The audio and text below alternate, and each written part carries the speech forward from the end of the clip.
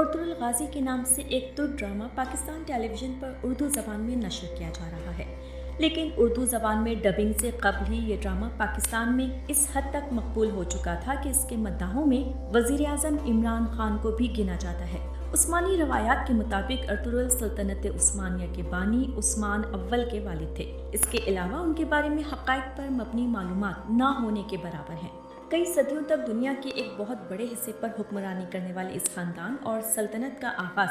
तारीख़ के धुंधलकों में गुम हो चुका है। तारीख़ की किताबों में उस्मानी रवायात के अलावा उस दौर की ठोस निशानियाँ, एक सिक्का और बाज़ंतीनी सल्तनत के मौरिख़ की एक तहरीर और उस्मान के एक ख्वाब का जिक्र मिलता है। जो बात तय है वो ये कि उस्मान का ताल्लुक आज के तुर्की में अनातोलिया के इलाके में आबाद तुर्क खाना बदोश कबीले से था और उसकी हुकूमत अनातोलिया की छोटी छोटी हुकूमतों में से एक थी जिनकी ताकत में ज़्यादा फर्क नहीं था। सल्तनत उस्मानिया की बुनियाद 14वीं सदी के अवाइल में रखी गई और ये 20वीं सदी में ख़त्म हुई। इस दौरान एक ही ख़ानदान से ताल्लुक़ रखने वाले 37 सुल्तान इसकी मसनद पर बैठे। मौरिख़ कैरोलाइन फिंकेल अपनी किताब उस्मान का ख्वाब सल्तनत उस्मानिया की कहानी में लिखती हैं कि उस्मानियों की कामयाबी की वजूहात कुछ भी हों, लेकिन उनकी अनातोलिया में अपने हमसायों के साथ 2 सदियों पर फैली हुई लड़ाई इंतहाई सख्त थी। ये वो इलाका है जो किसी हद तक आज के तुर्की की हुदूद से मुताबिकत रखता है। मौरिख़ स्टैनफोर्ड जयशॉ अपनी किताब सल्तनत उस्मानिया की तारीख़ और जदीद तुर्की में इसी रवायत का जिक्र करते हुए लिखते हैं कि सल्तनत उस्मानिया की शुरुआत तारीख़ के तालिब इल्मों के लिए हमेशा से अहम सवाल रहा है, लेकिन उस दौर के ज़राए की कमी और बाद के अदवार में लिखी गई रवायात में तज़ाद की वजह से पूरे यकीन से कुछ कहना मुश्किल है। उन्होंने इसी मशहूर रवायत को बयान करते हुए लिखा कि उस्मानियों के जद्द अमजद सलमान शाह थे जो काई कबीले के सरदार थे और 12वीं सदी के आखिर में शिमाली ईरान के एक इलाके में आबाद रहे। रिवायत के मुताबिक मंगोल हमलों के पेश नज़र दीगर बहुत से तुर्क कबाइल की तरह ये कबीला भी गुलामी और तबाही से बचने के लिए नए इलाकों की तरफ रवाना हुआ और जय शॉ के मुताबिक ख्याल है कि सलमान शाह शाम में दाखिल होते हुए दरियाए फरात में डूब गए और उसके बाद उनके 2 बेटे वापस चले गए, जबकि अर्तुगरुल ने मगरिब की तरफ अपना सफ़र जारी रखा और अनातोलिया के इलाके में दाखिल हो गए, जहां सल्जूक हुक्मरानों ने उनकी मदद के बदले उन्हें अनातोलिया के मगरिबी इलाके में ज़मीन दे दी। जयशॉ की किताब में दर्ज इस रिवायत के मुताबिक अर्तुगरुल 1280 में चल बसे और कबीले की क़यादत उनके बेटे उस्मान को मिल गई। फिंकल लिखती हैं कि उस्मान के दौर से मिलने वाला वाहिद सिक्का अगर असली है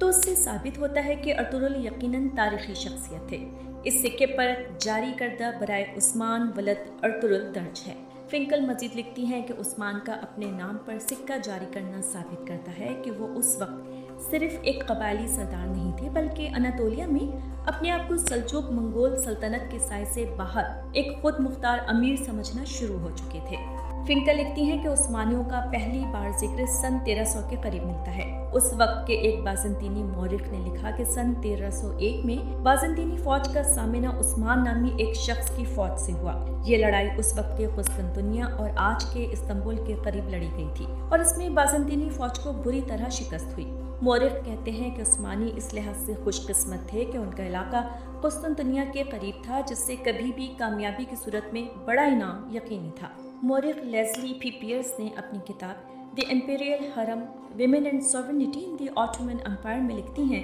कि सल्तनत उस्मानिया के आगाज़ के बारे में सबसे ज़्यादा सुनी जाने वाली रवायत के मुताबिक उस्मान ने अपनी इब्तिदाई कामयाबियों के बाद एक ख्वाब देखा था। इस ख्वाब में उन्होंने देखा कि एक दरवेश शेख अदीबाली के सीने से चांद नमूदार होता है और उनके अपने सीने में दाखिल हो जाता है। उसके साथ ही उस पेट से एक बहुत बड़ा दरख्त निकलता है जिसका साया पूरी दुनिया पर छा जाता है। इस दरख्त की शाखों के नीचे चश्मे बहते हैं जिनसे लोग पानी पीते हैं और खेत सैराब होते हैं। उस्मान ने जब शेख अदीबाली से ताबीर पूछी तो उन्होंने कहा कि खुदा ने उस्मान और उनकी औलाद को दुनिया की हुक्मरानी के लिए चुन लिया है और उन्होंने कहा कि उनके सीने से निकलकर उस्मान के सीने में दाखिल होने वाला चांद उनकी बेटी है और इस ख्वाब के बाद उस्मान की वो अहलिया बन गई। फिंकल लिखती हैं कि इब्तिदाई उस्मानी सुल्तानों को अपने आगाज़ की तारीख मालूम करने से ज़्यादा दिलचस्पी दूसरों पर हुकूमत के अपने हक को साबित करने में थी और उनके नज़दीक उनकी सल्तनत का आगाज़ एक ख्वाब से हुआ था जो उस्मान ने एक बुजुर्ग दरवेश के घर में क़याम के दौरान देखा था।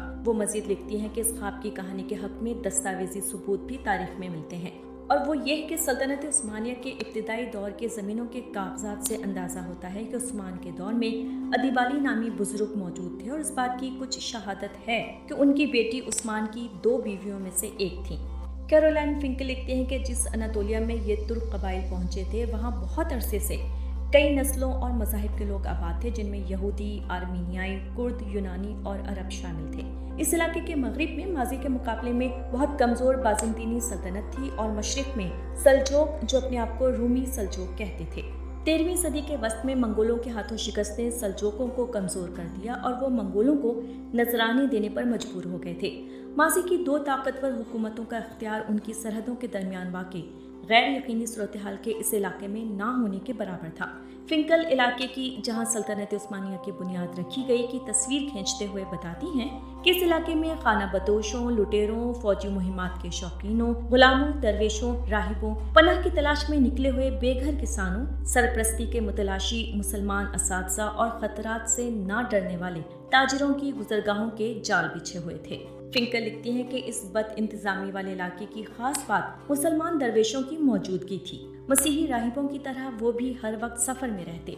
या फिर अपने पैरोकारों के दरमियान कयाम करते और उनकी जिंदगी रिवायात का हिस्सा बन गई। स्टैनफोर्ड जे शॉ अपनी किताब में लिखते हैं कि तुर्क खाना बदोश जब अनातोलिया आए तो सूफी बुजुर्ग भी उनके साथ ही आ गए, जिस पर ताकतवर सल्जोक हुक्मरानों को कोई एतराज नहीं था, क्योंकि वो उन सूफियों की लोगों में मकबूलियत की वजह से अपने इलाकों से निकल जाने पर खुश थे। जय शाह मजीद लिखते हैं कि इस अमल में कुछ मसीही हलाक और अपना इलाका छोड़कर जाने पर मजबूर हुए, लेकिन ज्यादातर अपनी जगह पर रहे। कुछ ने इस्लाम भी कबूल किया। कुछ तुर्क सूफी सिलसिले मसीही मजहबी मकामात में भी दाखिल हुए, जहां मसीही और मुसलमान साथ साथ एक ही जगह पर इबादत करते नजर आते थे। सौगत के इलाके में उर्तुरुल के नाम की एक छोटी सी मस्जिद और एक मज़ार है, जिसके बारे में कहा जाता है कि वो उर्तुरुल के बेटे ने उनके लिए बनाई और फिर जिसमें उस्मान के बेटे अरहान ने इजाफा किया। कैरोलाइन फिंकल लिखती हैं कि इस मस्जिद और मज़ार पर इतनी बार काम हुआ है कि इसकी पहली तामीर की कोई निशानी नहीं बची, इसलिए इस इमारत के बारे में पूरे एतबार से नहीं कहा जा सकता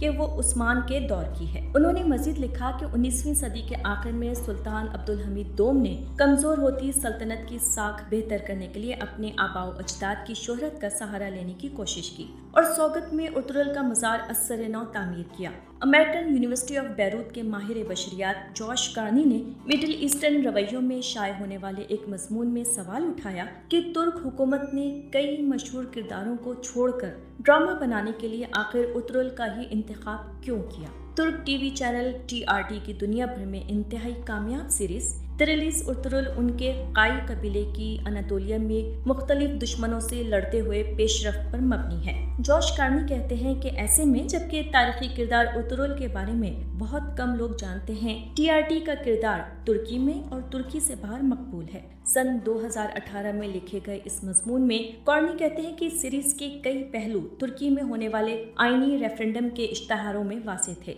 जिससे कोई शक नहीं रहता कि तारीख और पॉपुलर कल्चर को सियासी फायदे के लिए इकट्ठा कर दिया गया। कार्नी मजीद कहते हैं कि एक ऐसे किरदार के बारे में टीवी सीरियल बनाने में जिसे लोग नहीं जानते, आसानी यह है कि इसको किसी भी रंग में पेश किया जा सकता है, जबकि मकबूल शख्सियत की खूबियों और खामियों के बारे में लोग पहले ही आगाह होते हैं।